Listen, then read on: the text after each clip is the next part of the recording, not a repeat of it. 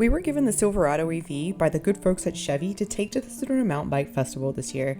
And let me just say, this truck was ready to work and to play. Total mileage from where I am in Southern California to Sedona is about 580 miles, and I was pretty sure this truck was going to get us there in one charge, and it almost did. Got to Sedona a day before the fest kicked off, and so we had time to shuttle and pre-ride a lot of the trails in Sedona. At one point we had 5 bikes loaded up on the back of this truck, and the bed still had plenty of space in there, no worries.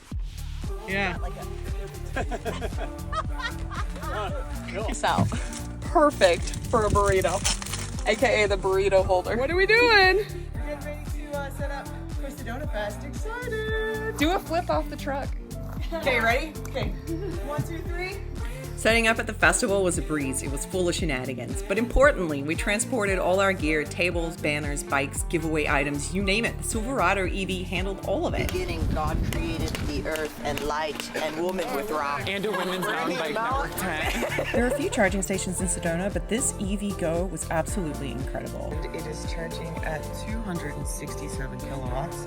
It can get up to 350. It's still pretty quick, and very impressed that the car charges this fast. As a matter of fact, charging in this car overall was really easy. It's super user-friendly, and even when I stopped at a Tesla supercharger, I had no issues at all. On the first day of the fest, we were so lucky to get hooked up with the good folks at Velociracks, who gave us one of their 412 racks. Not only could we put 5 in the back of the bed of the truck, now we could put another 4 bikes on the Velociracks on their own. The day before the festival, we got hit with some snow, and some of the crew were out there making sure to dust her off so that we were good to go to get to the festival on time.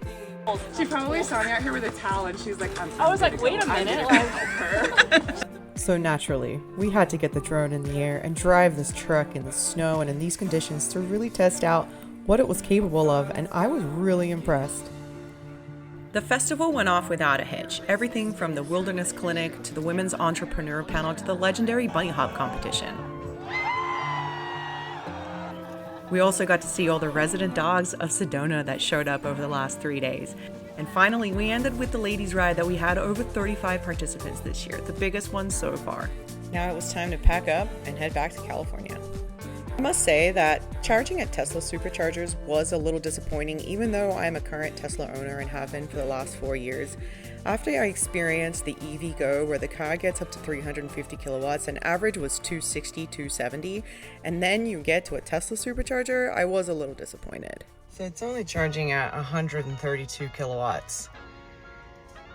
And I mean, you know, it is what it is. When I got here, I had 13%, and now I have 30.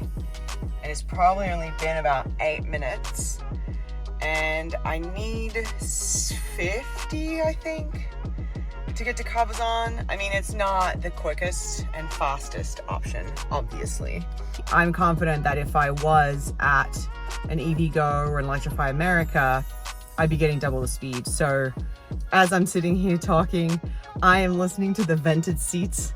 It's actually a really cool feature. I've never had vented seats before in any car that I've owned. So it's been a really great experience having GM lend us this truck, and you know, it got us all through Sedona when we needed it. It got us through shuttling. It got us through doing everything that we had to do whilst in Sedona, both the festival, pre-riding, scoping out trails, etc. So shout out to GM. We highly appreciate everything that you've done for us so far and supporting women in mountain biking. For now, I'm signing off. Here's a recap of Sedona Mountain Bike Festival 2025. Beginning, God created the earth and light and woman with rock. It's our first ride in Sedona.